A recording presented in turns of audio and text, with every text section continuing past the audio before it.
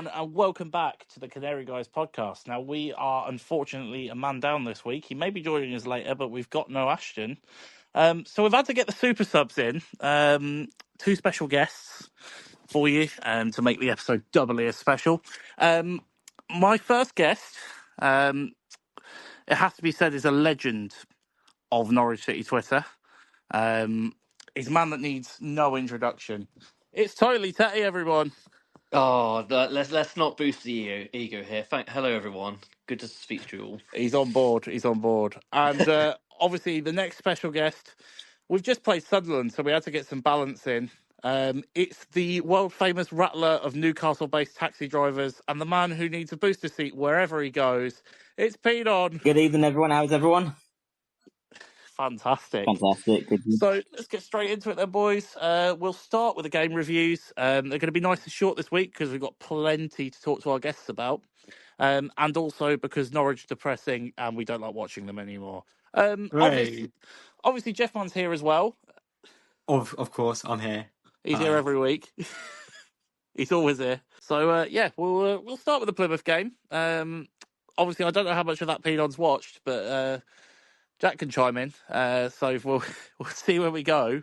I watched the highlights, and I thought from my view, Norwich just turned up thinking they could just turn up and win, and I think a lot of teams are guilty of that, not just Norwich when they play these bottom three teams.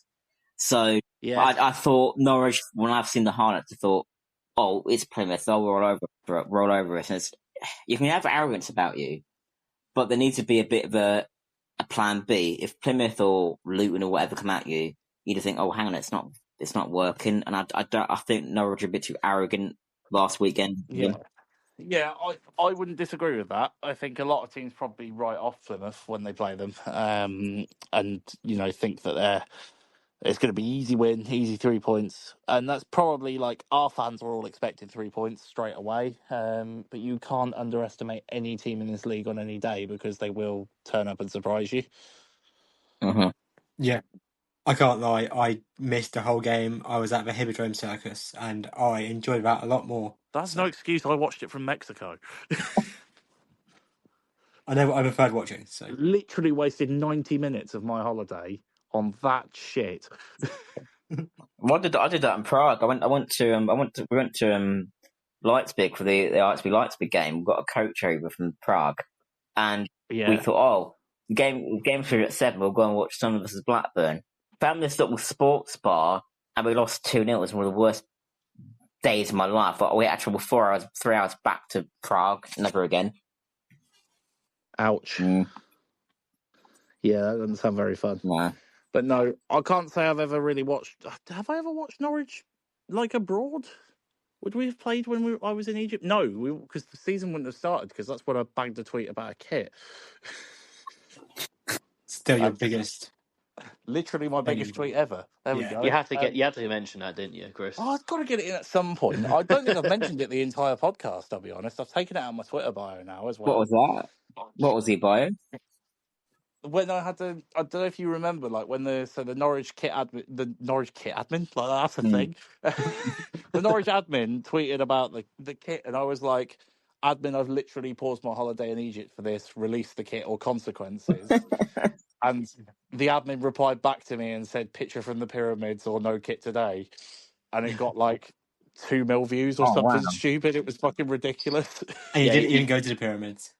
Yeah, and I was nowhere near the pyramids because it was on the coastal part of Egypt. So I then sent a picture back holding up like a really tiny pyramid I bought from an ornament shop. It was good. It was a good stream. Stream of tweets. Fun times. More fun times because the season was just starting and I was still full of optimism. Now, the season is over. Everything's ruined. And we're all dead. Yay. Rest in peace. Exactly that. But, I don't really want to talk too much about the Plymouth game because there's very, very limited positives you can pull from it. It's just... Only thing I can really say that's positive is Josh Sargent.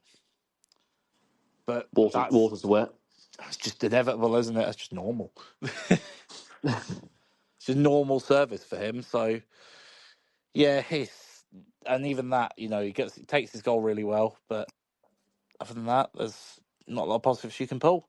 And then we get on to last night's game, as we're recording this, which is the Sunderland game. Which I'll be honest, I don't know. I'm very interested to see how this looks from a Sunderland fan's perspective in comparison to a Norwich fan's one. Because I'll be honest, don't think Sunderland turned up at all. Not for the first 75 minutes of the game. And I would say I agree with that. I said to the lads on the bus back to Lynn, I thought we were really shit. It was a forgetful game. I thought the first 5-10 minutes were all over the place with no game plan. I mean, granted, you can argue we took the foot off the gas a bit because whatever happens with qualify for the playoffs, we're not going to drop out. Well, you're basically fourth regardless. Yeah, you've already qualified for playoffs. Yeah, you've already qualified for the playoffs. Unless you lose every game and they'll win every game, you're pretty much fourth. But mathematically, I can. But again, it's not good enough. With no disrespect to Norwich, I expect the team pushing for promotion like we are. I want us to win, and it wasn't good enough last night. I thought we missed a few key players like Mundell and Job, and we didn't look like Owen. I thought the starting 11 was pretty crap. There's no Isidore, there's no Laffy, and I thought we were very lucky to come away for a point. I really thought you would have got a 1 or 2-0. I thought we were pretty bad. Yeah. Well, I'll be honest, our initial performance, I mean, me and Robbie actually sat together last night for the first time, which was new. That was new, yeah, that was fun. But we managed to get tickets. So I think, is this the first podcast ever where I've actually been to the game and not watched it on TV? I think it is. It might be, genuinely. I've just been so busy. I got to games earlier in the season, I promise. I'm not a plastic. I don't always watch from home. But anyway, so we were really quite pleasantly surprised with the performance from ourselves in terms of the way we played. But the biggest problem was our end product and actual chance creation. We played really good football at points in that game. I think my issue was go back a bit further with Sunderland under and we had Mowbray's second season, the rest we got binned off. It was our final third. We got the tricky bits in defence and midfield, okay, but the final product. So we would be drawing teams like Plymouth or Millwall or whatever. On the tic tac sort of football would work, but the final product, I saw that quite a few times last night where, you should have scored, but because you made too much effort of pinging it around in midfield and making it all fancy. Sometimes football is, without sounding like a gammon, you need to make it simple, right? Who cares if it's a square ball? Square it, you'll be 1-0 up. Doesn't matter. And I think the issue was last night is you made it a bit too much about the midfield battle. Where in the final third, you should have beaten us. We were there for the taking. How didn't you? I don't know. No, and that's what I feel. I was really, really disappointed. We both were when we were head in hands in the stands. Could not believe some of the chances that we were missing and not taking. At points where we had to, yeah, exactly. We'll get onto him because I can't believe. I mean, that might be the most frustrating Borja Sainz performance I've seen yet, and there have been some bad ones. It just doesn't know how to do anything but cut inside and shoot. And then if he doesn't get the ball perfect, he just decides to do an e-slide. We did that. We did that with Jack Clark. It was a single. Same with Ahmad as well. And Ahmad is a skillful player.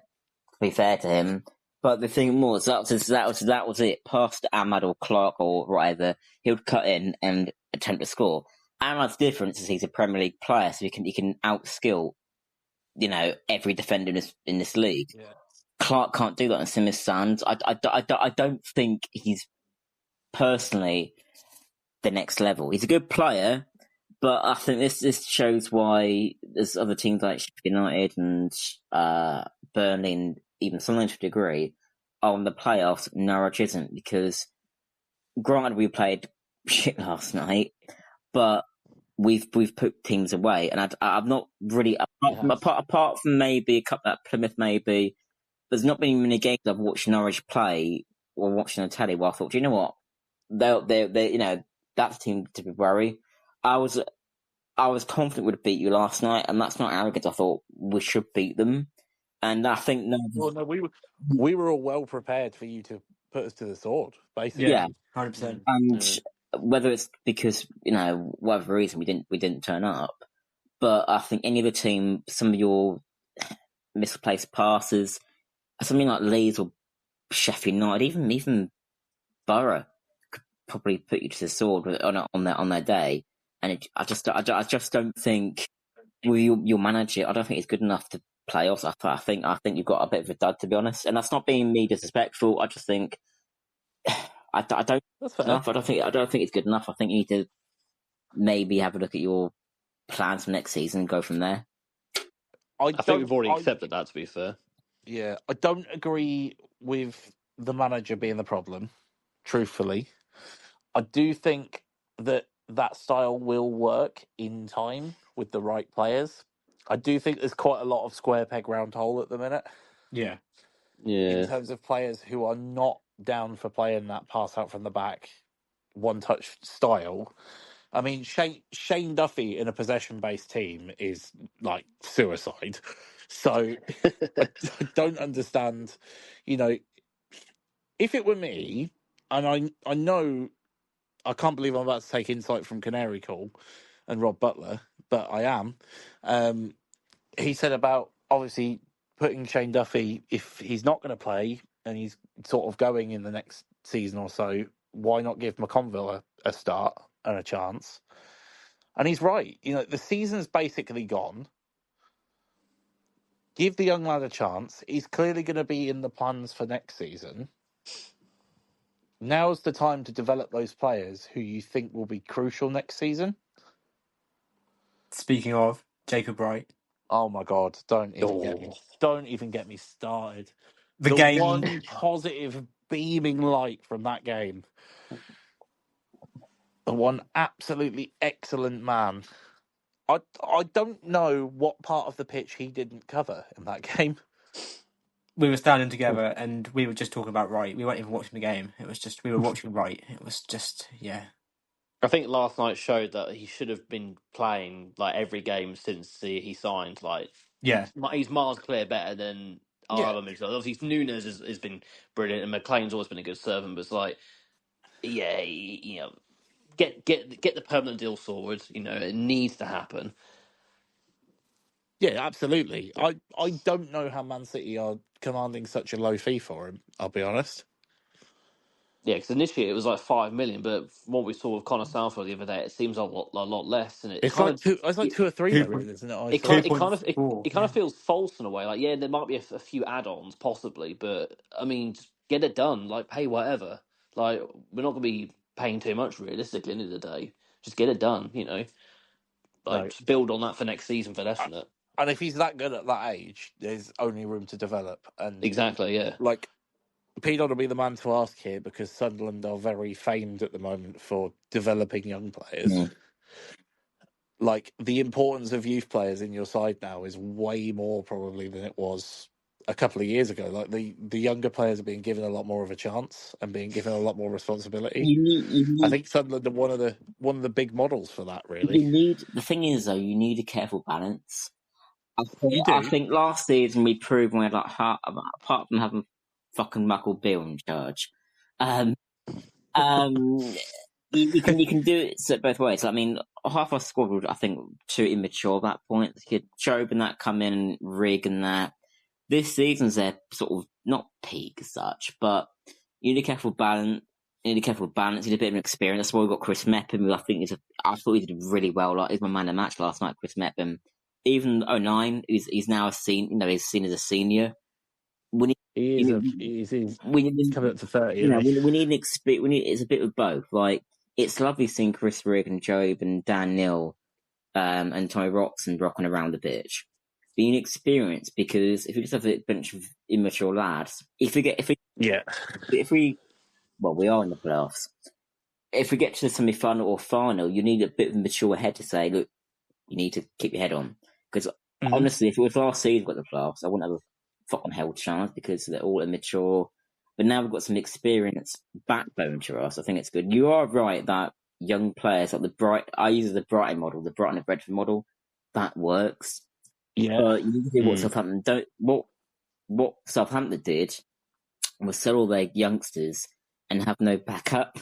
So when they sold all the good players and manager, when the academy dried up, they're like, oh, what the hell do we do now? And that's where they're coming now. Brighton and Brentford are thinking 4 steps ahead. They're hoovering up these players from other teams and then putting in the academy. And I think you'll see that more and more now. All the FFP shit's going on. You'll see more clubs taking that approach. I'm glad we took that approach instead of buying, I don't know, Brennan Diaz for 10 million sort of thing. Yeah. I can see that. I can see that 100%. I do think I agree with you. You need that mix. But I do think Norwich do sometimes blur the lines between players who've got experience, quote unquote, and players who are just past it. Yeah.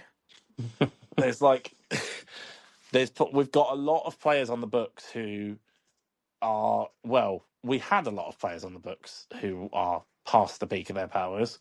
It is coming down. The progress is happening, but I've seen a lot of rumours today about Duffy potentially off to New York Red Bulls.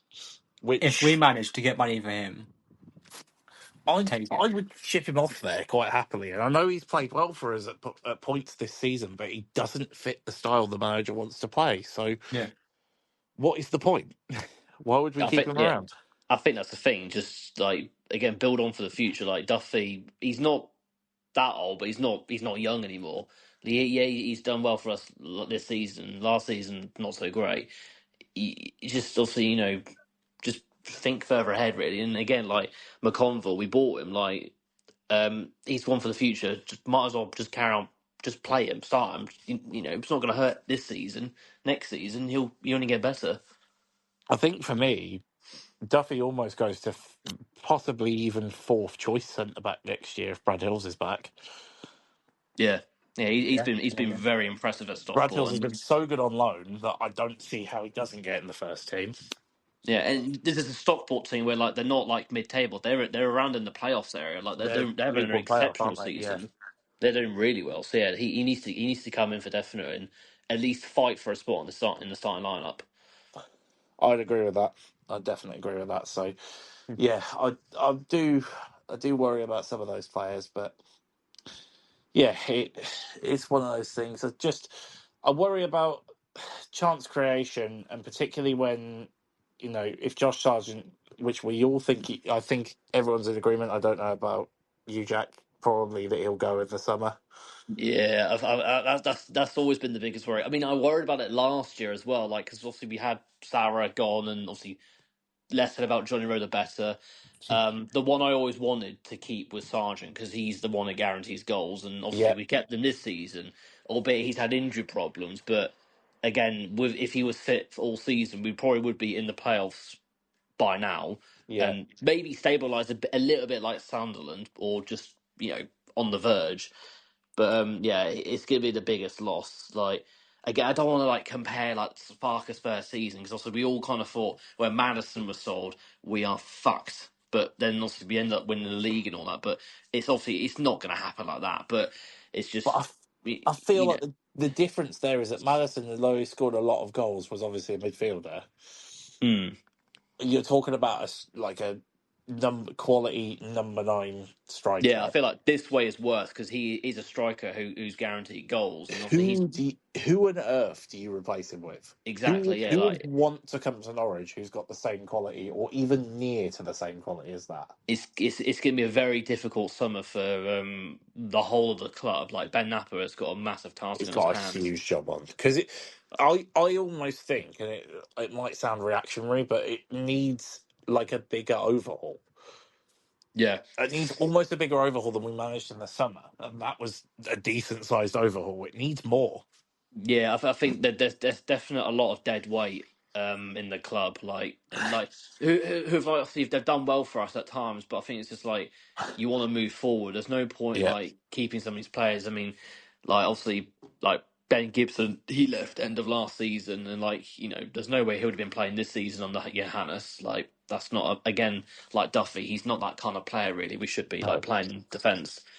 But yeah, there's it's interesting to see like how many of the players this season are still going to be here next season. Obviously, there'll no. be a few the players who signed last season, but Yeah, like of course. yeah, and obviously when you think about it, there's not many like long term players. Obviously Hernandez, we're hoping he'll be gone because he's dead weight. Other than that, like McLean's been here since 2018, Yeah, and everyone else has been here probably since post lockdown. I think in a way. yeah. I don't disagree. I think there's a lot of players who are obviously there's a few that are out of contract at the end of the season. I don't know. I don't know if there's any of them I'd extend the contract of at the minute. The Yeah, only one I'd consider extending is Angus. I feel that that for me that's the only one I would think as well. Like, although he's not been great this season, but like There's still a keeper in there though. I don't get that's all the the thing. Yeah, immediate hate on Angus. I know he's had a bad season, but he is yeah, a good goalkeeper, and he has proven it for years. He's not, even if you bring in I would like to see a second keeper brought in the summer for competition, yes. but I don't think you get rid of him personally. No, I don't think so. No, and obviously, yeah, we've given new deals to Vicente Reyes and George Long, so it's kind of like they're still going to be with us next season. It looks like, which not particularly great when you think about it, because they've both. Well, I mean, George Long is George Long, and Reyes when he came in, he's still very inexperienced. I feel like he definitely needs another loan, Yeah, and then get a second choice keeper, and then Long goes down to third. I don't know, but yeah, that's a one part of the massive jigsaw that Ben Napper's going to have to try and build next season. I wouldn't trust George Long with a lot of things. I'll be honest. Yeah, I think it's bad enough last season when Gunn was injured, and then it's happened again this season. There's just still a lot of PTSD I'd like to for know if definite. someone has the stats on how many points we've actually dropped with George Long in goal in comparison. I don't know. I think It there's some. must be lots because we never seem to win with him in goal.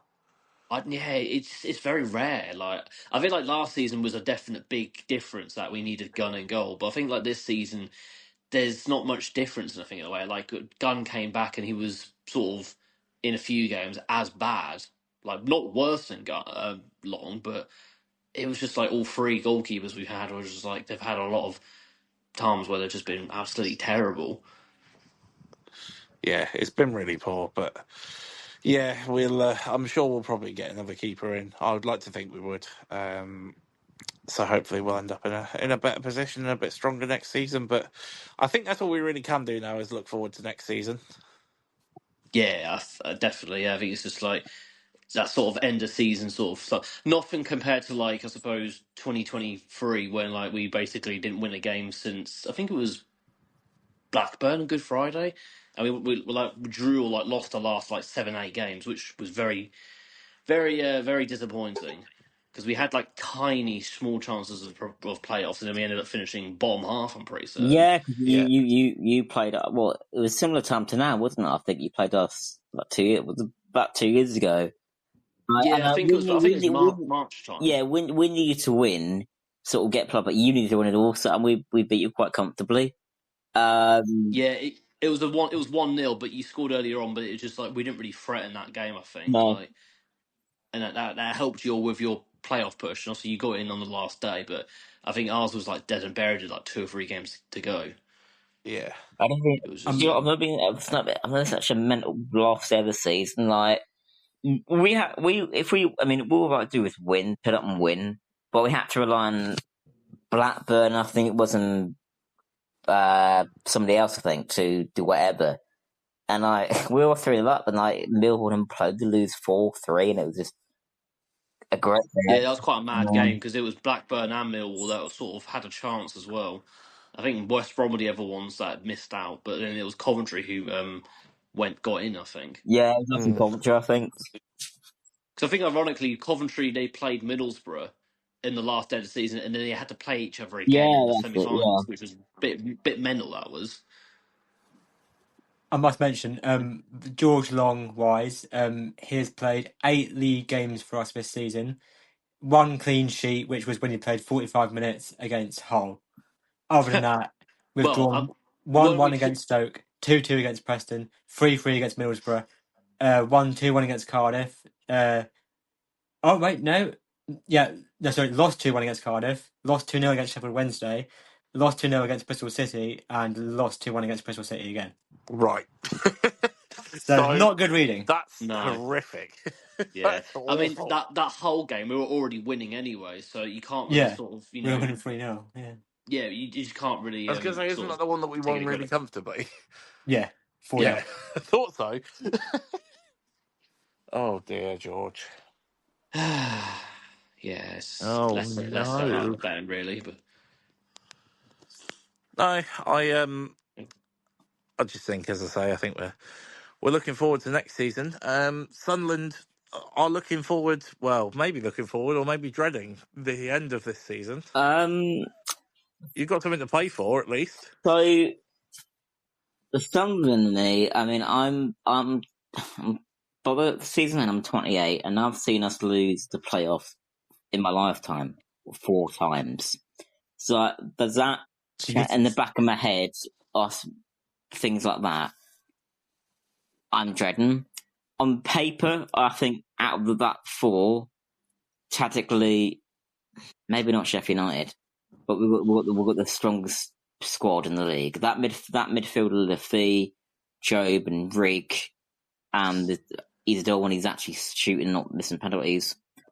That's some of the best in the league, and that's a fact. And we've bought them for a pittance. I would say we could probably be. I don't know who's fifth. I think Borough's 5th currently. As things stand, we could beat Borough. I think we got we got Carrick's number this season. Coventry, maybe not. I think they're a bogey team. I think the Breeders know how to handle them with, Frank Lampard's Coventry. When it comes to the final, it'll be Leeds or Sheffield United. And I think the big issue is whoever plays either of them 2 in the final will win.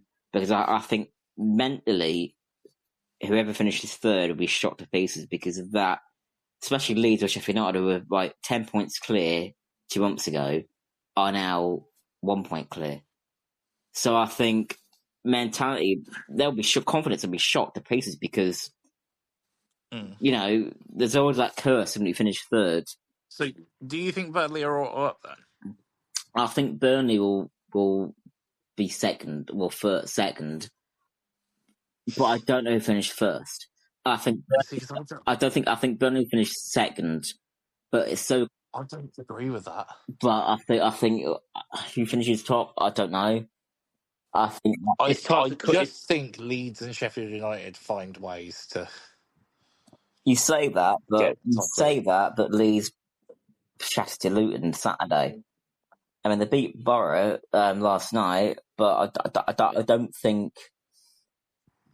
There's something in them very similar to last season where they just like shat the bed and just crippled to the playoffs, and it cost them. They are bad for doing that, to be fair. I mean, my question for you, Predators, is out of the 3 teams who are the top 3, would your ideal preference be Burnley and Sheffield United automatic in a Leeds playoffs? With you talking about the mentality of Leeds, Yeah. Would you prefer Leeds in the playoffs? Yeah, I would 100%. I think Wilder is a good manager, and I think what he has over Fark is that he's not stubborn. And Fark's been the manager at Leeds 2 seasons now, and there's a similar thing creeping in right now where he just doesn't like Masala. He should have been the manager, but he hasn't due to arrogance or stubbornness. And Masala's cost him about 15 points. So yeah, I would take Leeds because even when we played them, I don't think they had a massive number. And I know they beat us at Allen Road, but I don't think they had a massive number. And I don't think it was like, oh, it's all Leeds. It was more like we just got too defensive, and I think we could beat them. I don't think we could beat Burnley. I think Scott Potter's got them defensively sound. Wilder, I think it's probably we could beat them, but out of the three, I think I'll take Leeds, especially if they've crashed out the automatics. Yeah, I feel like the one team you might want to sort of avoid is Burnley because of how great they are defensively. It's gonna be like not near impossible, but like 12 goals that they've conceded all year. That's ridiculous. Like towards the end of the season, like I mean they didn't score as many as Leeds do, but that would be like difficult, especially if you do meet them in the final if they finish third and you finish fourth. But yeah, I mean like it kind of reminds me of like when we finished sixth last season. We were kind of like we're out those sort of four. I think it was obviously Leicester, Ipswich, Leeds, and technically Southampton at the time. Who do we not want to face? I think for me, I did not want to face Leeds, and of course, there you go, smacked by 4-0 by them 4-0. in their own backyard. The thing is, But if it's a one-off game, I think they're beating them because at the one-off game they're playing Southampton. They're just. I mean, the first leg, I don't think they turned up. I think you should have scored a couple of goals at home to scare them a bit. I don't know. yeah, we did have a missed opportunity there. Like obviously 0-0, like it's not the most ideal result, but it wasn't terrible. Like it was still evens going into the second I leg. And, watched the set leg with Chris, and it just didn't turn up from the get-go. They were all over you. That's why I wouldn't take them in the semi-final, but I'll take them in the final. So, like, yeah. I think Bristol or Coventry can finish it playing in the semi-final. They can do that. But Yeah. at Well, I think Wembley, I would happily take Leeds. Yeah, I think for you, like I said to you yesterday, like because you're basically finishing fourth, you're not going to be fifth. You're not going to. You could be at third if like whoever comes third loses a few and you win a few. But I think fourth is yours for the guaranteed, and then second leg will give you the benefit, like because you'll be at home. Mm. Like who you may play, it depends because obviously we're not really going to know until the final day because it's just going to keep chopping and changing. But I think Bristol City, they're looking very strong. Yeah. Coventry, obviously, that's your bogey team. Middlesbrough, obviously, I know you don't like it as a derby, but obviously it's that sort of northeast rivalry.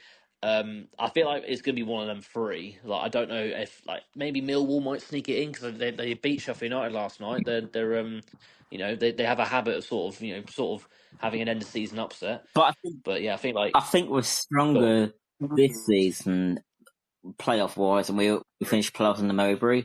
Because on the Mowbray, we sort of limped across the final day of the season, didn't we? Whereas this season, we're on the beach, we can just relax a bit. It would have been nice to win last night and win Friday or Saturday, for example. But I think overall we're a stronger team, which means, touch wood, hopefully when it comes to the nitty gritty a bit, we get to Wembley and go up, but. I don't know. I'm a Sunderland fan. I'm a Sunderland fan for 23 years, so I'm used to just shit. So hopefully, well, you did have that one Wembley win, and I was there with you. So maybe you just need me there, and you'll be fine. Off to the playoffs. What would you want at minimum for next season? So I'll ask you three. What do you want as minimum as a Norwich fan? Do you want playoffs, automatics, or just an improvement on this little shit show to the season? I think I would be happy with playoffs, but anything less is a failure. Would you say promotion or playoff and lose? That's. I would be happy to get in the playoffs. Okay. Yeah, I would be as well. I mean, like, I don't think we're going to be promoted next season. I mean, yeah, you never say never, but for definite, we need at least an improvement on season. I'm always disappointed when we don't win, and I'm always disappointed if we don't get promoted. So it doesn't make a difference in terms of that regard. But my realistic expectation is that we at least make the playoffs. Yeah, I'm the same. As long as we get into the playoffs and have a realistic fight, it's going to hurt when we lose, but if we're anything mid-table again, then there's going to be questions asked about 4 up and about everything else. And it kind of sounds bad in a way, sort of like being like, yeah, we'll get into playoffs, but we're not going to win them. It sort of kind of feels like we're half admitting defeat. But I feel like it's just depends on who come. I mean, it's going to be the same three that came up last year that's going to come down, and it's obviously one of the out of Sheffield United, Burnley, Leeds, they may not go up. You never know. So Yeah. it's going to be difficult anyways next season. And then obviously there's always the odd chance, whoever sort of finished down mid-table who just missed out on playoffs, they might improve again. So it's going to be interesting how competitive the league is next season. I I mean, mean, you've got our squad as well because we the have league, no idea who's staying, who's Well, going. this is the problem. yeah, We're going to have so much turnover that our next season, is really, really difficult to predict because it's going to be very, very different. I think. Yeah. for I think definite we'll is. look half a different team by the time the season actually Yeah. starts. I think the main thing is for me, I just want us to compete more. Like, I don't want like all these off days and just have like constant excuse this. Oh, we've had injuries. Yeah, exactly. Oh, I don't know. Insert tie. It's been raining, and not obviously, they don't do shit like that. But it's just, I just want us to be like, okay, we played well, but we just got beat by the better side. Like, I don't Yeah. want us to. I don't want so many like games where we've like lost to teams down the bottom three or just a borderline above relegation show. Like, Well, that's it. I We said this last night when we were talking about it. We were saying Norwich do exactly the opposite of what you expect them to do every single week. So, like, we'll play a top six side and give them a real good run, and then we'll mm, play someone in the bottom three and just like whimper to a loss. yes, definitely. It's It's I so suppose bad for that. I suppose in a way it kind of feels like a mentality thing. I mean, Prentice said it earlier. It's like you go play a team like Plymouth who are down the bottom, and you kind of feel like you take it for granted. You think we should win this, but then Yeah, that happens. Like, I and think you're also right. I think too complacent. Norwich have always been like that. Like, I mean, like even when we were in the Premier League, like we got like under Houghton, we got like obviously we were winning against United that season, winning against Arsenal, but then obviously they go and lose to like Villa, who are down the bottom towards the end of the season, and I think there's a couple of other results away at Wigan. So it happens every year. Like it's just a Norwich way, really. Yeah, yeah, it is. You're not wrong on that at all. That's been a thing for many, many years with us. Yeah, I feel like it's never going to change, but what can you do? No, exactly that. Exactly that. Okay. Would you take? That's gonna be a ridiculous question. Would you take not going up, double over shit next season, or Yes. would you lose to Ipswich twice to go automatically up? I'd lose to Ipswich twice to go automatically up. I'll be honest. Mm. It's a Yeah, tough I think question, he that. was that. Yeah, I mean, I know it's going to be painful when they win and the reaction and what have you because They can't brag about it for they're horrible that. cunts. But there's just yeah. I feel like because it's been that long, it's gonna happen. And like obviously, when we beat them it's last coming at year, it some was point, isn't it? yeah. When we beat them last year, it was amazing. I think because of the way how great Ipswich did last season, it's that small glimmer of like that we've still got that It's bragging just right. funny. Like Yeah. obviously their history has always been better than ours, obviously. Although And like they've finished high. They've obviously back-to-back promotions. We had a disappointing playoff campaign, but then we're still unbeaten against them. But it's just all runs have to come to an end. It's obviously a bit like when we finally lost at home to Bristol City.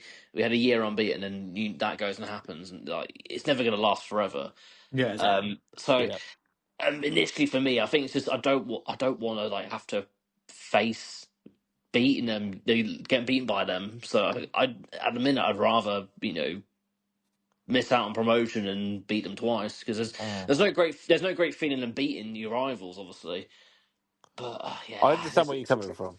it's a tough one. That I I mean, understand where you're but at coming the from. same time, you want promotion. Like we've not played Premier League football since 2022, and I think I mean, next season is gonna be like is gonna match the last time we had this run of like four championship seasons. Was I think it was like the late 2000s. Ironically, the fourth season being the season we went down to League One. Yeah, We've had like a maximum of three seasons in the championship, and then like we've had a promotion and all that because that's how much of a yo-yo club we are. So it's like we've not had that much stability in like a specific league or whatever. But yeah, it's just I mean, I don't know. It's a tough one. That it's probably going to be a 50-50 split if you do a poll on Twitter. And We might put that out on Twitter. Actually, that's a good idea. So yeah, I think so. Yeah, we'll just put that out for the Norwich fans. We'll get that poll out after this podcast releases, and then we'll see if what that's your if you have a opinions question of are. the week, I feel like that's the one. Yeah, let's do that as the question of the week. Good suggestion. Just Yeah, be we'll interested get to that see on other that. people. Just be interested to see other people's opinions and all that. I Like, would like to see obviously, it. 100%. yeah. Just Right, Pete, on same question to you then. Would you rather, if you do get promoted this season, Mm-hmm. next season, would you rather get relegated again but lose to Newcastle? No, but beat Newcastle twice. Sorry, that was a double negative. Um, yeah, you get relegated and you lose to Newcastle. Fuck off. Bye. Um, no, get relegated but beat Newcastle twice, or stay up comfortably but lose to Newcastle twice. To be honest, if I said the wrong thing, somebody would take me for a section, and I don't want that. I'll probably say get relegated, losing Newcastle. Beat Newcastle and get relegated. The reason being is because Yeah. they're such unbearable wankers now since being known by the Saudis. I'll triple take that. I'll take We it. have a very, I'm not petty. Promoted this season, brilliant. I can cry at Wembley, but beating them twats home and away with the money they've got, I'll take that any day. yeah. I can't stand any of their club. I've got mates in Mags, but I still can't. Eddie Howe's as posh as Spaz, and I don't like him. in what way is Eddie Howe a posh Spurs apprentice? That's all we need to know. Because there's posh Spazzy things like he cleans up and he irons his tracksuits and He cleans up. But no, Fucking hell. the bad thing is, they've been took over by the Saudis. That's why I want to beat them. It's really petty and a really small time. But what does finish mid-table do? Like, Palace don't do anything. Being serious, Palace don't do anything. They just sit there and just get slapped around occasionally. When you think about it, Palace aren't going to win the league, but they still turn up each week, don't they? The pricks. Yeah, exactly. But at the end of the day, I'm really petty, so I'd rather get relegated, go down and get 6 months of Newcastle. Then that's why. I think I'm a fair person, so that's why. That's fair. Pedon has always been a fair person. He's a fair man. He accepts only fairness. He's an honourable man, Prentice. Yeah, Honourable gentleman. Can you imagine if we beat them at St James Park and get some, we can get wankered seriously cunted. Try not to go out. The seriously the most worst men in the world. That's all I can say. That's fine. I actually had a bit of a Newcastle-based experience a couple of weeks ago that I had to message the boy Pete on about, because I happened to be in London on the weekend of the Carabao Cup final. Well, so was I. Ooh.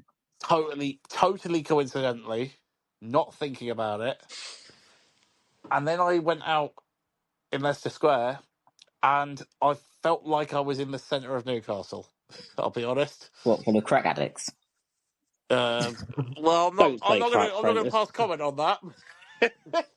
But there were Geordies everywhere, absolutely everywhere. And I messaged you. I can't remember what I messaged you. I think I said, "Oh, I'm scared. Help." Don't be scared. And you put back. Hang on. Am I allowed to read the quote on podcast? You can if it's I think you can. Hang on.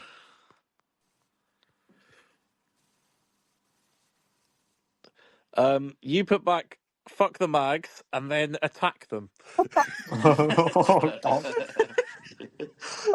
No, you're not supposed to do that, Chris. You're not supposed to do that. Fair enough. But to be fair, in my defence, I was about 6 Bloody Marys deep when I sent that. So, That's fair Yeah, enough. Oh yeah, I could understand the decisions then. yeah. But no, it's a really pet in small time. But I think I think like context is different matters. Like if it's like win the league or win the FA Cup and you lose to Newcastle, Ipswich, I'll take that.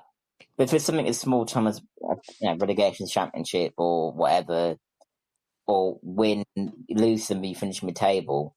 There's not. So what? Like you just finish mid-table. It's a boring season. You lose to Newcastle. What's the point? So I feel like if those 6 points were the only points you got the whole season, that would make it even funnier. that's what I'm saying. Like, fuck Maybe, it. Get can you relegated. imagine that? Can you imagine that? Like, oh no, we lost 10-0 to Fulham, but we beaten the richest club in the world two times. I mean, that would be really funny.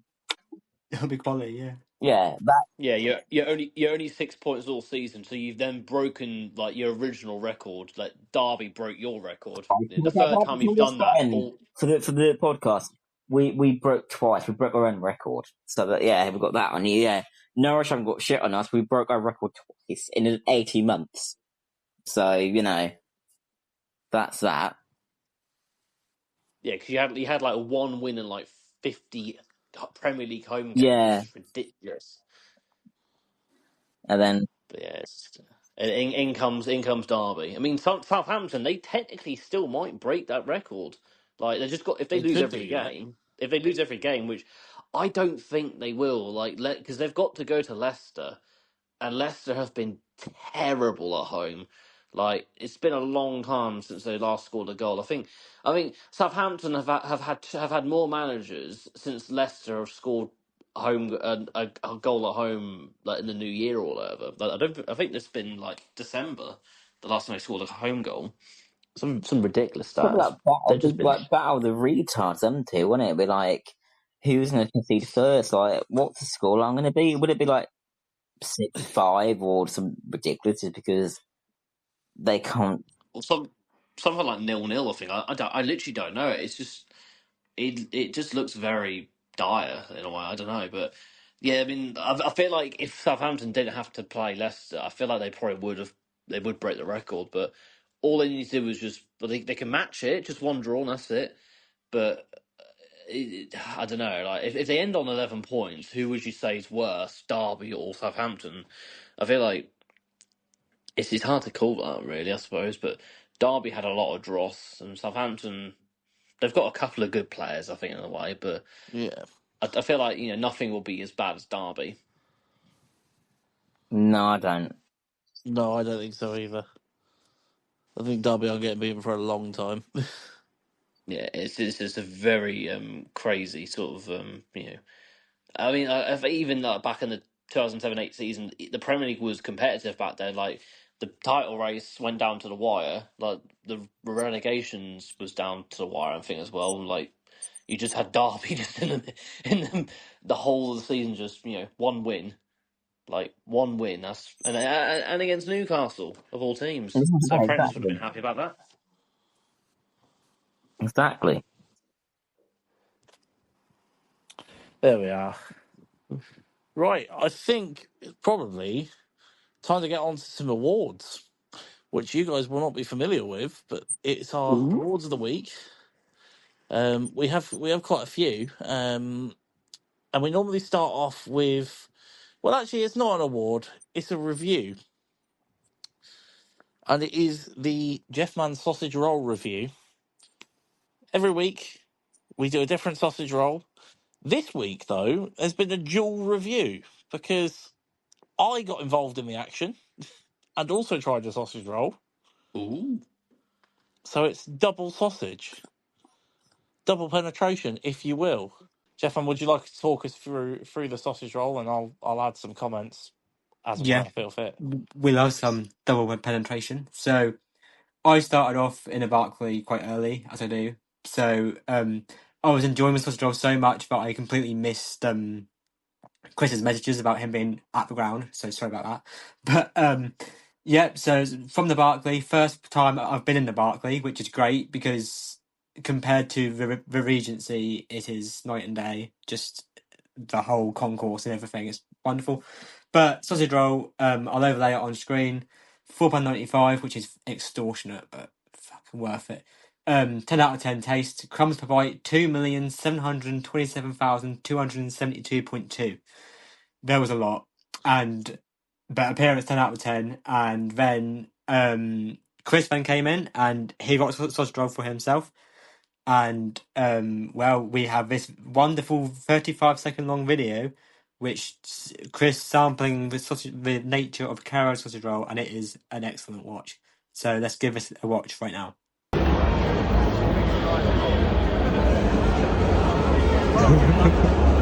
Sensational crumble.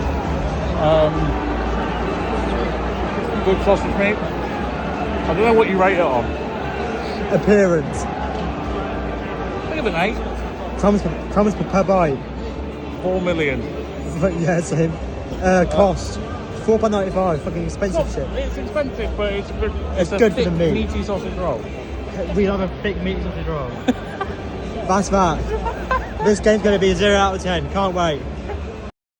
My experience from the other way was actually that I walked to the Coach and Horses to find these two Muppets who we've got on as guests today. Pedon was already outside, so I saw him for all of about 5 seconds. Literally, he went, right, I'm off to get a ticket now, and then fucked off. Got in the Coach and Horses, battled my way through the crowds of Sunderland fans and the occasional Norwich ones, got into the corner where Jack and the boys were, sat down for about 10 minutes, put an acca on, ruined his bet, and then left. Yeah, thanks for that. We'll get into that bet a bit later on because it is a hilarious one. Actually, I'll stop you there for a minute. My bet actually was void because Rob, he put down Callum Doyle to be carded, and he didn't realise Callum Doyle Callum wasn't Doyle even playing. how the Callum fuck? Doyle was dead. So yeah, He so didn't lose his money. Excellent. I actually got my £1 back. So Well, that's a win. although you did ruin the bet, I got the money back technically. So I didn't even realise he selected it until obviously I saw. I was like, hang on a minute, why have I got £1 back? Like, and yeah, Just for viewers of the podcast to be aware, we were all putting like parts on a bet builder for Jack, and I put that Oscar Fartal would score or assist. That's good. Yeah, Which I at the time I said was risky. I didn't realise quite how risky. We came off at half time, so It was pretty risky, it turns out. The thing is, Chris, you and you point your heads in the ivory tower, think you can come into our little gang and put your shit bet on. I'll have you know, and as you well know, Peter, you're probably the only one who actually does know this in here, that I've won about 10 grand off hackers, so I'm not bad. No. Mind you, that was 2 years ago, and I haven't won anything since. So the luck he's now on a minus. The luck has probably dried up. No, I think my Ladbrokes account is still like positive on profit loss, so we should be all right. I don't stake that much. Anyway, we've got very, very far away from a sausage roll review because then obviously we all left, and I was walking back to the ground expecting to pick Robbie up from the train station. I was gone. For Robbie to inform me that he was already sat in his seat and had arrived an hour earlier than I was expecting, which was particularly good. So then I'm legging it down to the ground on my own, and I'll be honest, I'm not in particularly brilliant shape at the minute, and I was a bit tired and I got hungry, so I asked Robbie to buy me a sausage roll, which he duly did, and I still owe him £5 for it, so I shall get that sorted for you. That's okay. But yeah, I still owe him some money. But yeah, I got into the ground.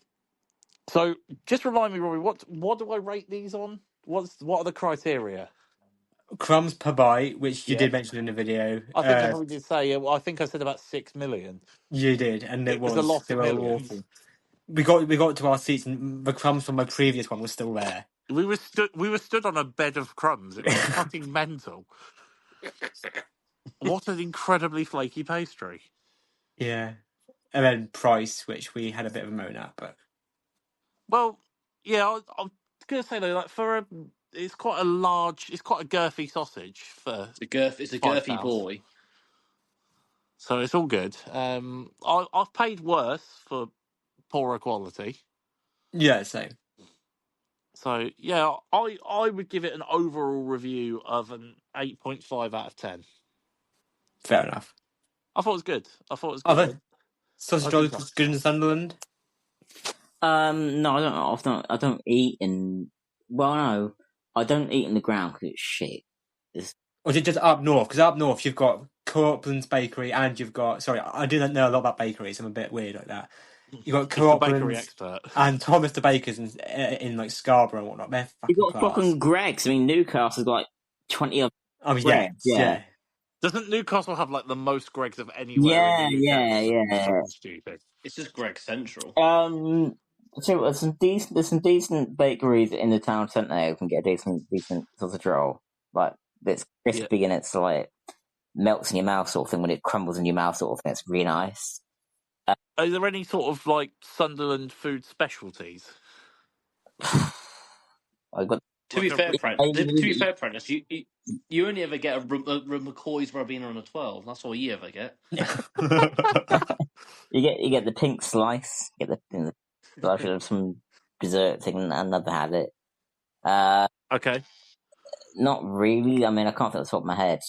Do you know what? It'll come to me tomorrow, but it'll be a food delicacy sort of thing. I mean, I don't often eat on match day. I just beer and then get a kebab afterwards, which is like a nationwide thing. That's always a shout. That's always You a get shout. your hot dog, sausage, and a burger bun. Go on, Prentice, sing along. You got some. They sell cheesy chips for a quid. Pissing me off that chart. That chart pisses me off because why are you abusing something that's cheap? Like, a quid for cheesy chips. That's a bargain, isn't it? Oh no, my cheesy chips are expensive. Oh no! What have they done? Like the burger Nice to bun, see you not rattled by this, Prentice. the burger bun thing. That's funny, but like, oh my god, I'm saving £4. Oh my god! Oh no! Like, what's the other chart? What the other part of the chart was it? Adults for a fiver, kids for free. It's something like that. It's just taking the piss out of them all being poor. It's fucking stupid. You're Newcastle. You're not fucking, Buckingham Palace. You fucking mongs. Like, honestly, but no. It was like you get your season ticket and a Happy Meal. I think it was like that. Yeah, that's it. Yeah.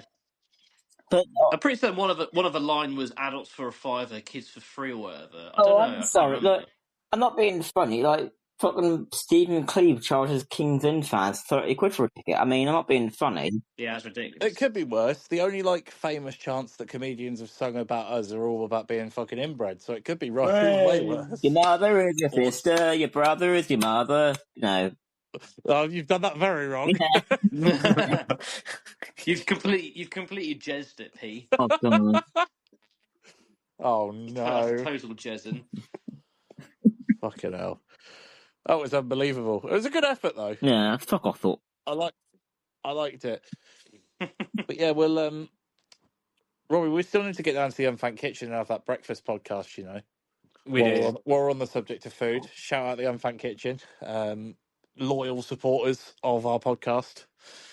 They do tweet us most weeks now, so big shout out to them. That should be our first on video podcast too. So the whole video is just us stuffing our faces and just. We're gonna have a big breakfast in the Unfat Kitchen. Yeah, that's what we're feeling. It's got to be done, isn't it? But our breakfast is quality. What breakfast is that? Sorry. The Unfat Kitchen in Norwich. They're a big supporter of the podcast, and they do quality breccos. Just nice cooked stuff. And I've had a fair few Norwich players who have visited. They're supporters of Talk Norwich City as well. So yeah, they filmed the podcast with Jose Cordoba in there. Yeah, they did. Yeah, but they've not sort of freaked Ivan Pinto, so I think I win. Or getting Nelson Oliveira at a little TV. Yeah, exactly. You see, I'm in the know. Them lot, yeah. I mean, Pinto can fuck off scoring against us at the free kick, but You didn't even see it because it was that no, foggy, and you were no. pissed. I'll be honest, I'll tell you. I'll tell you I what. Though can't remember that was Pinto ever fucking scoring for us. that was 7 years ago tomorrow, actually. Fucking Mm. hell. Because that was when me and Prentice had a nice week away in Seaham at his nan and granddad's. Mm. Yes. Yeah, that was a good day, good week. Yeah, it was not too bad, and it took me 4 years to see you again in person, thanks to lockdown. Yeah, proper lockdown. Oh, But yeah, it was all right. actually, hang on. I actually just got home from work. Good news, we may be about to get a slight guest appearance from Ashton because we've just received confirmation that he's home from work. So Ooh. he could arrive perfectly in time for the awards to be presented, which would be incredible. I mean, I had a lovely curry tonight. It wasn't rich and creamy. Not a facade though. The chicken bob. Was there a 9.5 each? No, I thought I didn't want to push a boat out. You see. But what about the any free peel of rice? No, I had Four Paswari an naan? onion bhaji. I'd shag Baswari naans, to be fair. They are fucking They good. are, no, they are quite nice. Right, while we're waiting for Ashton, what's everyone's go-to curry? I feel like we're on the food section. We might as well get a few food questions Right, out. I'm going to say it depends on the food. Then. If I'm really, really pissed and not out, which most likely will be next Friday after I have to watch you play Burnley, it'll be a chicken. It'll be like a fowl, like a really hot curry, like just to burn my sinuses off.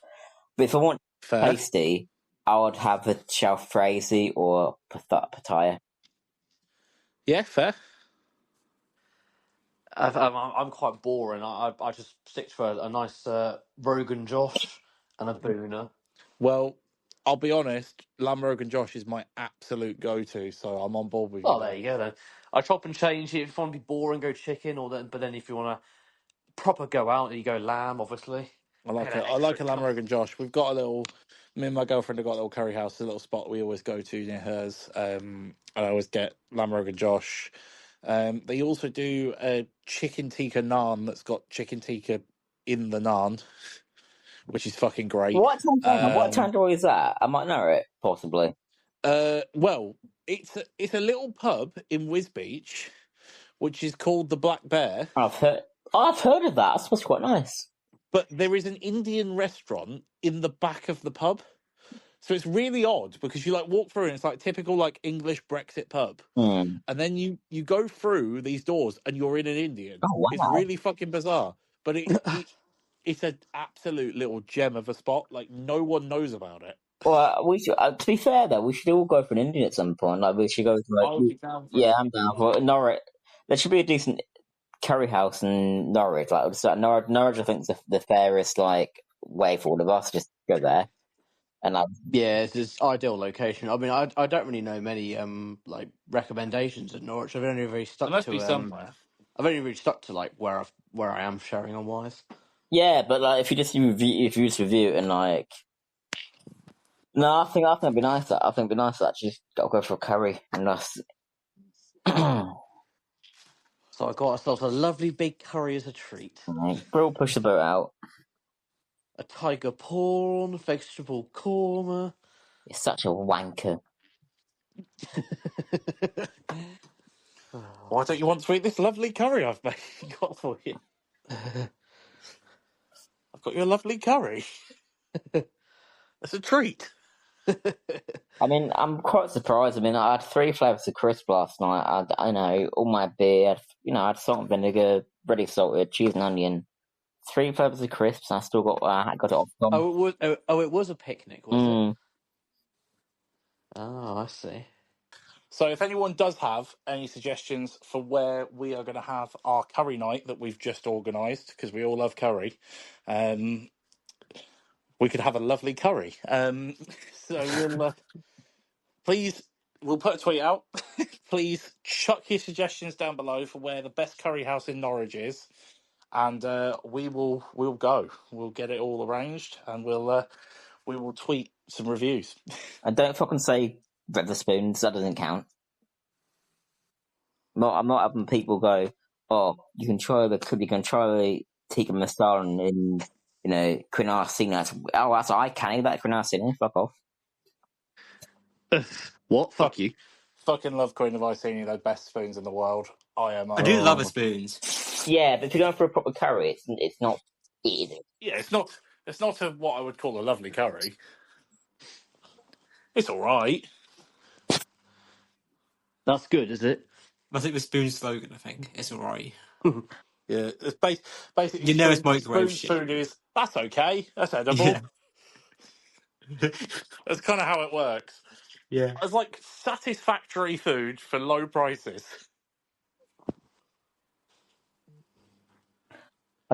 And there's no logo on the foam. No, there's no logo on the foam. I had a Guinness and Pogues yesterday, and there's like no logo on the foam.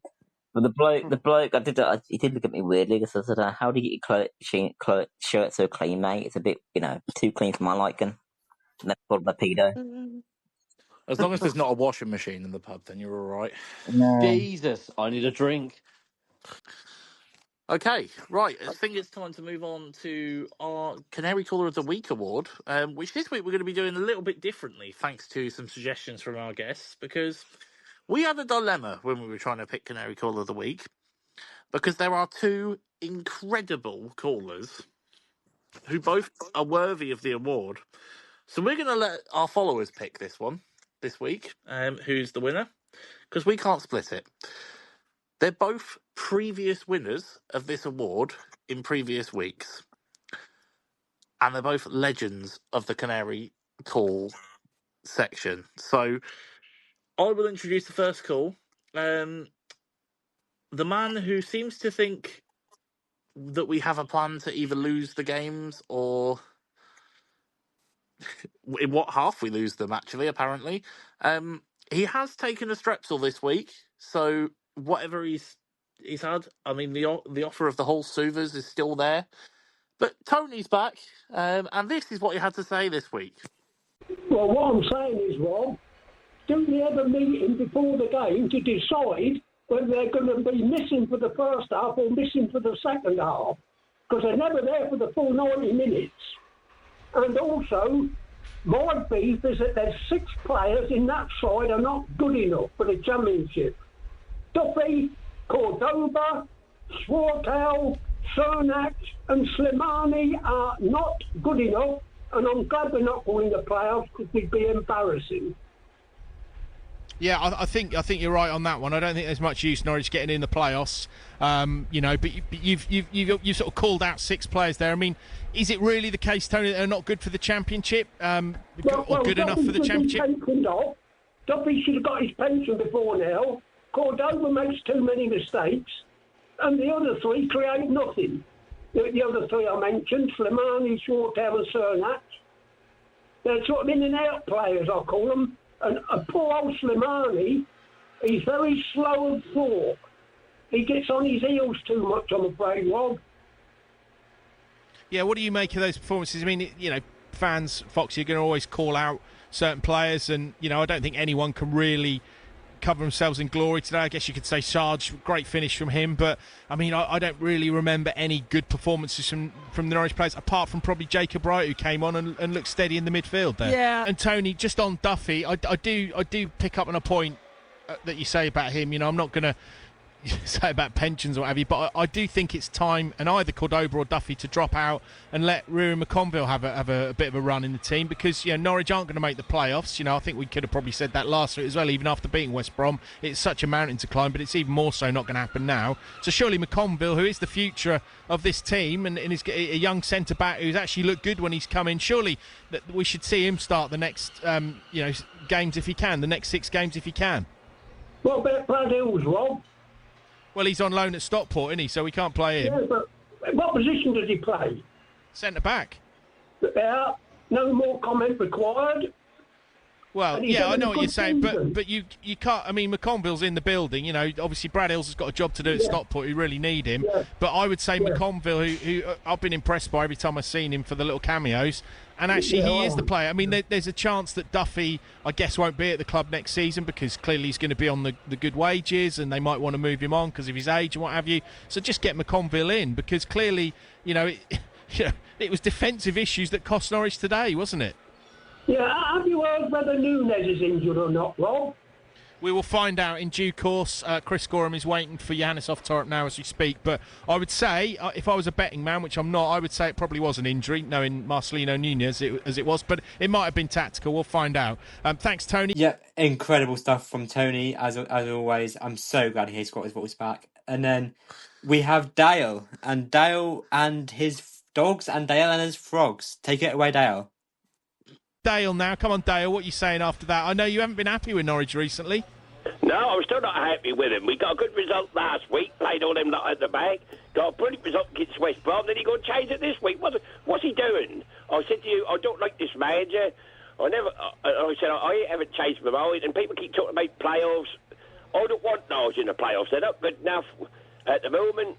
All they keep running on about is building for the future. I see some people yesterday when I was walking the dogs in the morning, got a coach yesterday, so they must have been staying out in a hotel or somewhere, travelled up yesterday to get to the match for that load of rubbish. So I'm always back Norwich, I'll always be a Norwich supporter, but this is the worst season ever, and this manager hasn't got a clue to my point of view. I know it's only me, but I love Norwich, look, we all do, but this manager hasn't got a clue. He keeps messing about with the team. We had a good win last week, and what did he change the system today for? And Dale, I know you're not a fan of this manager, and that's fair enough. That's, you said, it's your opinion. You're totally entitled to it. But do you think there's sense in sort of giving him the summer and another recruitment window just to see where we are next season, or would you be? I mean, they're not going to make any changes in the summer. But you think he can't come back from this, or are you prepared to give him a bit more of a chance? Well, I might as well give him a chance now because we're not going out. But see if he's right, because I think we've got to lose a lot of players. From my point of view, I think Sargent will be gone. I think Signs will be gone. I think Anker's going to be gone, and probably Nunes will be gone because you've been I know there will be rumours, but you keep saying all these people after these players already. But yes, we'll give them a chance there. But I never want them here in the first place. But that's only me. But apart from that, I'll still keep backing them. I love Norwich City, like we all do. And, I'll just carry on, take the dogs out. Yeah, well, I was going to say, have you got any pet wolves you can take out tonight instead of dogs? Pet what? Pet wolves. No, I got pet wolves. I got a couple of frogs I've got to look after for a couple of days. All right, well, if you find any wolves, take them out tonight because they deserve a good walk if you catch my drift, because, there was some good results elsewhere. But anyway, we can't revel too much in that because Norwich lost. Anyway, moving on. Thanks, Dale. You always cheer us up. 0800 3897 321. Dale and his frogs. I don't know if he takes them out for a walk, but I'm sure he'll tell us next week when he calls. So, two incredible calls there. It's going to be hard to split. Can't wait to see what you guys decide on the poll on Twitter. Moving on to Tweet of the Week. And we've got an honourable mention to start off, and a man who has hardly said a word since he's snuck into this call. Hello, Ashton, you're back. Hello, nice to be back. Just came back from work. So, Tweet of the Week honourable mention it's a clip here of the Pinkin interviewing the Norwich fan who has a kind of a remembrance from a certain Cuban Norwich player.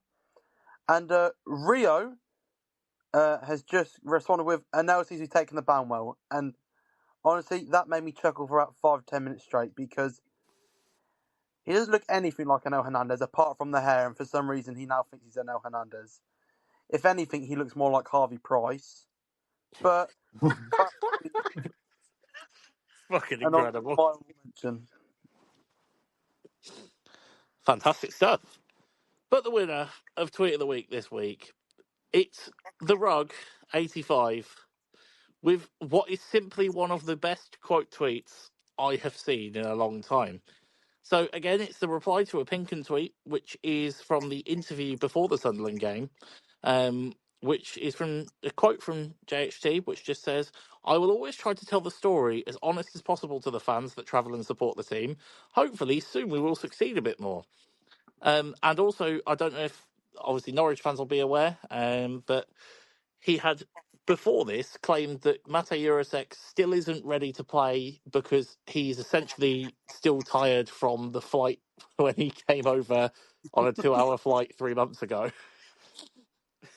So Insane, isn't it? the Rug 85 has quote tweeted this with, in quotation marks, I once told an entire fan base, I'm honest, after signing seconds earlier, claiming our £7 million marquee signing still wasn't ready after suffering jet lag from a 2-hour flight 3 months ago, with a picture of Johannes Hoffort's face edited onto someone holding a Would I Lie to You card.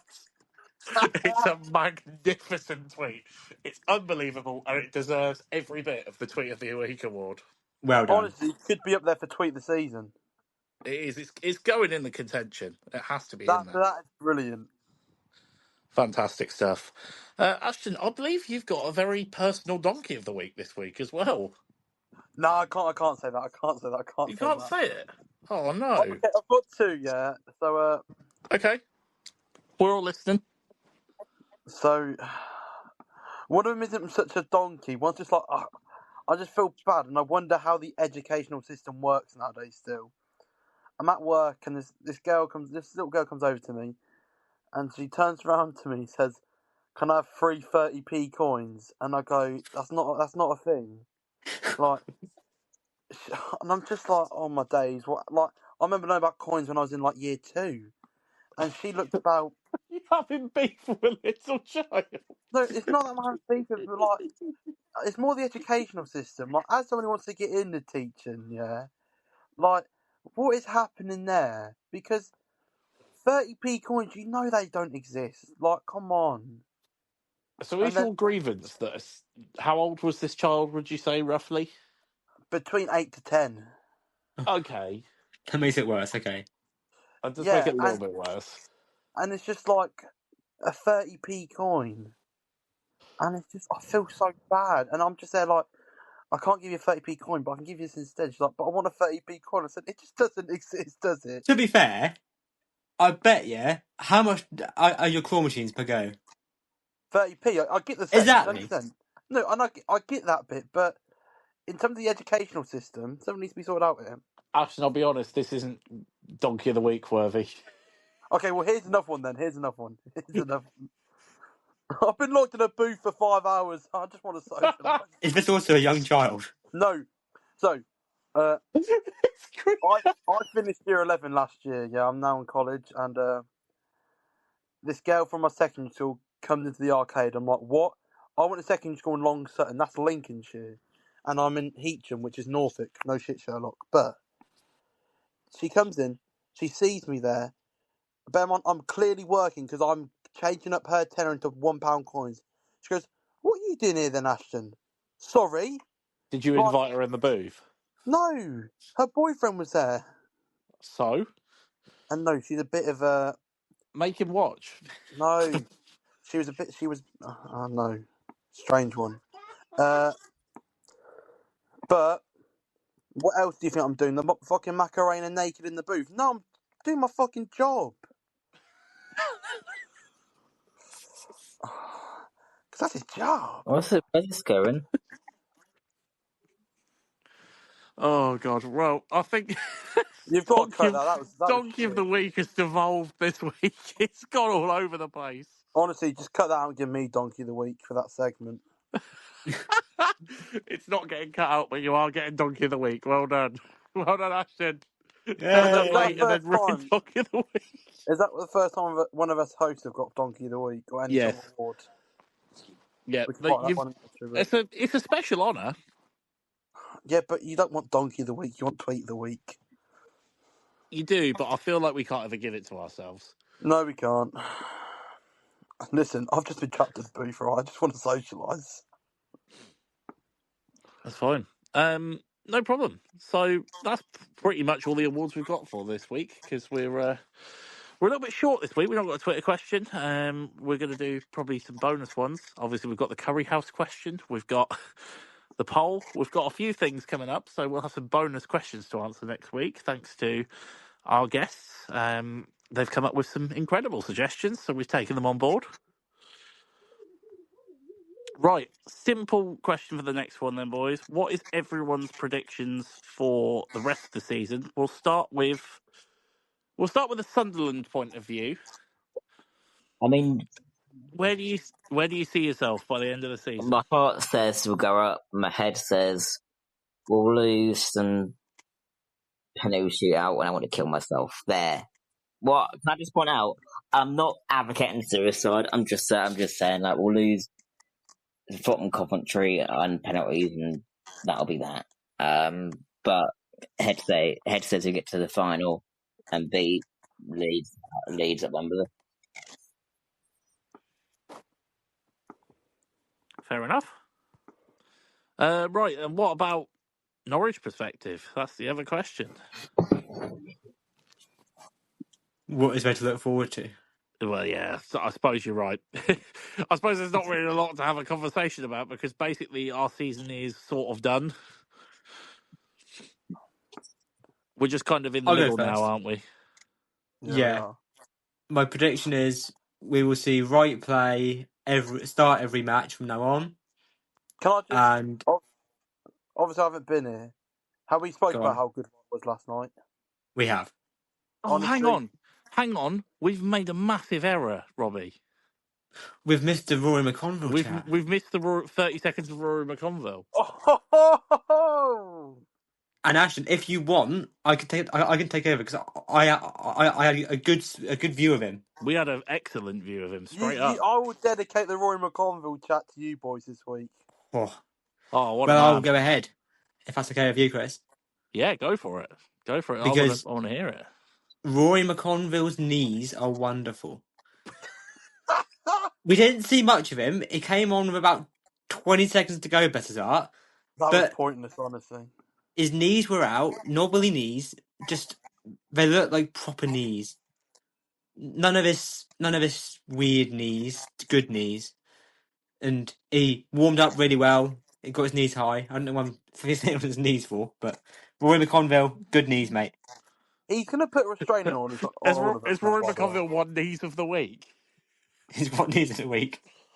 Look, I'll see if I can find a picture of Rory McConville's knees just to put on screen. we're all Fucking going to hell. get a restraining order from Rory McConville. It's We actually are. We're disturbing. really never going to be able to interview any Norwich players for fear of them being like molested. I mean, I know would for the TikTok views, but the less right over the better. Oh God, yeah. Let's not even get started on it now. I've had enough of him for now. I love him still, but like, It's just not 18-19 no more, is it though? Not happy times. I'd also like to add in another little award that I've just thought of actually.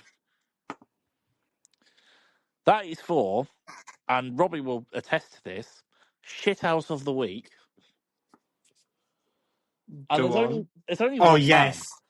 There's only one man that can win it. And I don't give him a lot of awards. In fact, if you look through my tweets, I give this man a lot of slander. But Liam Gibbs, he's one of us. Is shithouse of the week. What I think is I've seen this. Yes, We were right next to the it. snake pit, and the snake pit started chanting, "Liam Gibbs is one of us. He hates Ipswich." And then, yes, the snake pit chanted, "Clap if you hate Ipswich," and Liam Gibbs clapped multiple times. What a man! It started with clap if you hate him, and then clap if you really fucking hate him. Yeah. What a man!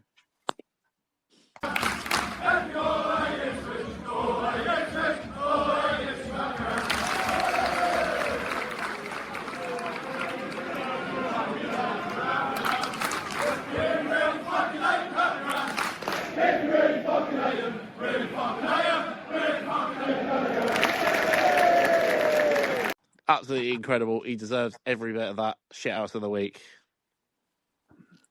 Liam Gibbs is one of us. Liam Gibbs is one of us. He hates Ipswich. Hey!